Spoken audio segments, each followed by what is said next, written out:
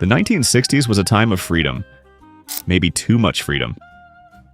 Things we never questioned back then would be unthinkable today.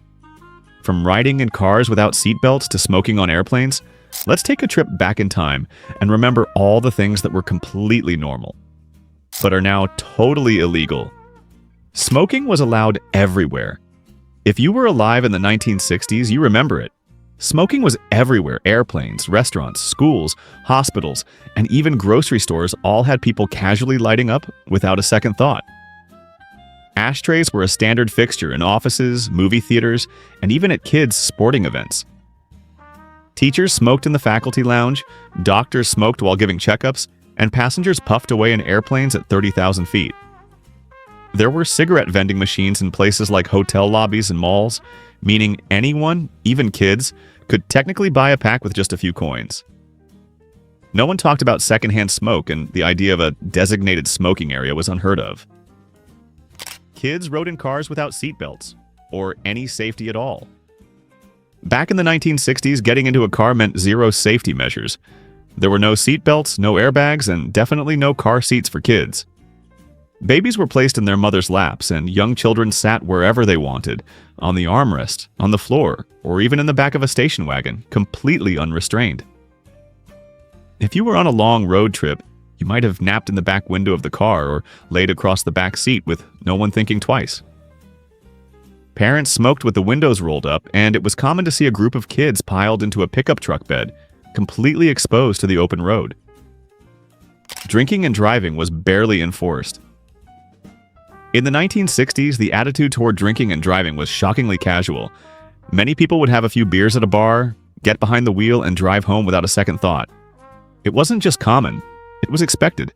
Police rarely pulled people over for drunk driving unless there was a serious accident. Breathalyzers weren't widely used, and the legal blood alcohol limit was much higher than it is today. Some bars even had drive-through windows where you could order a cocktail to go. Airplanes were like flying cocktail lounges. Flying in the 1960s was a completely different experience. There were no security screenings, no long TSA lines, and no one checking your bags for liquids or weapons. You could arrive minutes before takeoff and walk right onto the plane. Shoes on, no ID required. Once in the air, it was like a party. Flight attendants, or stewardesses as they were called, walked down the aisles serving free cocktails, champagne, and even cigarettes. Passengers could drink, smoke, and even walk into the cockpit to say hello to the pilots. Corporal punishment in schools was normal. If you acted up in school during the 1960s, you weren't just sent to the principal's office. You were physically punished. Teachers and principals carried wooden paddles, rulers, and even belts, and they used them. Paddling a student in front of the entire class was totally acceptable, and some schools even had a special punishment chair where misbehaving kids were sat for public humiliation. Parents didn't complain. In fact, many of them expected teachers to discipline their children this way. Helmets? Who needed those? Riding a bike in the 1960s was pure, unfiltered freedom. Kids rode without helmets, knee pads, or any protective gear whatsoever. If you wiped out, you got up, brushed off the gravel, and kept going. It wasn't just bikes. Skateboards, roller skates, and even motorcycles were ridden without helmets. And seatbelts in cars? Forget about it. People just assumed if you fell, you'd be fine. Drinking at work was completely acceptable. Back in the 1960s, a 3-martini lunch wasn't just a joke. It was a standard business practice.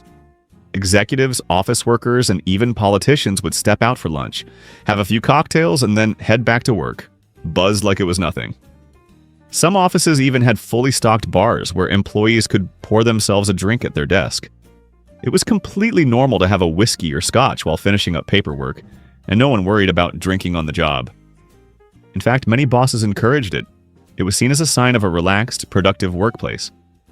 Gas stations gave away free stuff, including glassware. Believe it or not, gas stations in the 1960s weren't just places to fill up your tank. They were customer service hubs where attendants pumped your gas, cleaned your windshield, and checked your oil for free. And if that wasn't enough, many gas stations gave away free promotional gifts just for stopping by. Collectible drinking glasses, plates, toy cars, and even cartoon character figurines were common giveaways at gas stations. Some places even had contests where you could win groceries or household appliances just for filling up your car. Buying fireworks. No questions asked. In the 1960s, fireworks weren't just for the 4th of July. They were available year-round, and anyone could buy them. No permits, no age restrictions. Just walk into a store, grab a pack of bottle rockets, and set them off wherever you wanted. Kids had M80s, cherry bombs, and Roman candles, all of which could do some serious damage. Some fireworks were so powerful they could literally blow up a mailbox. Not that any mischievous kids ever tried that, right? There were no safety warnings, and no one cared about eye protection or keeping fireworks away from flammable objects. Hitchhiking was a totally normal way to travel. In the 1960s, hitchhiking was a common, acceptable way to get around. Whether you were a teenager looking for a ride to the next town or a college student traveling cross-country.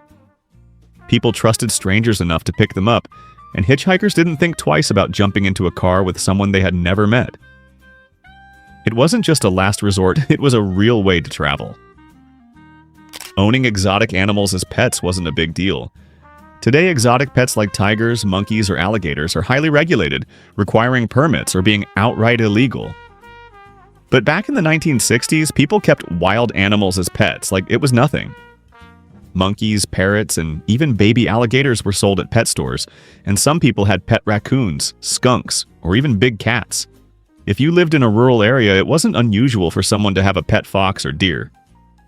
Kids could buy guns at sporting goods stores. In the 1960s, a teenager could walk into a hardware store and buy a rifle.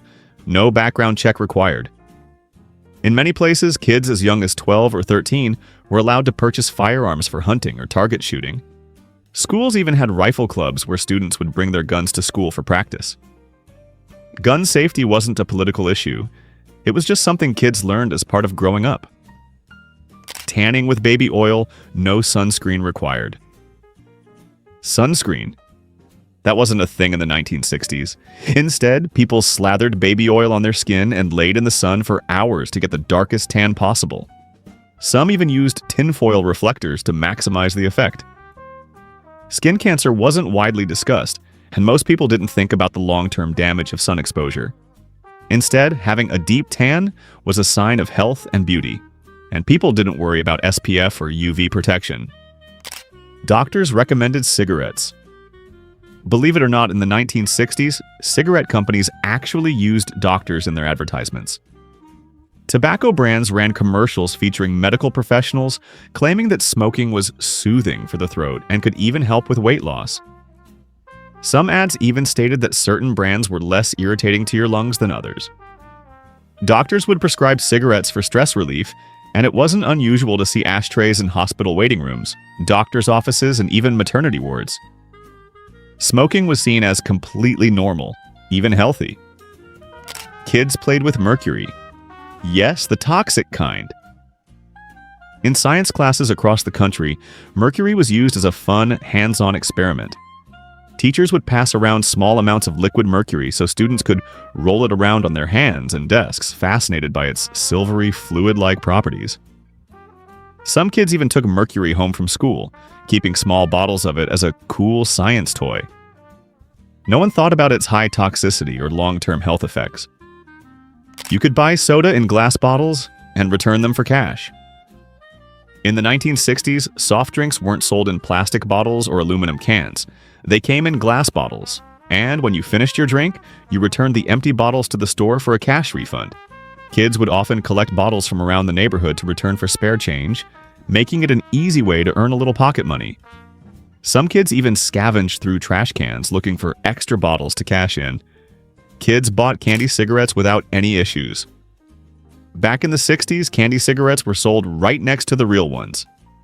These small, chalky sticks of sugar were designed to look exactly like actual cigarettes, even producing a small puff of smoke, powdered sugar, when you blew on them.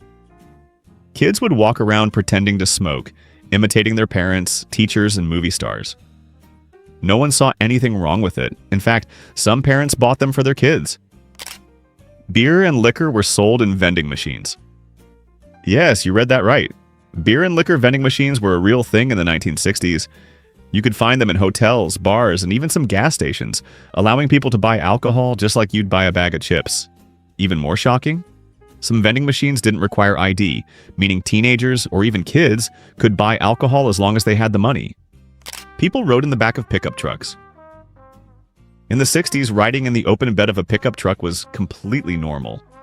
On hot summer days, kids would pile into the back and ride through town, wind in their hair, no seatbelts, no worries. Some families even used truck beds as seating for road trips.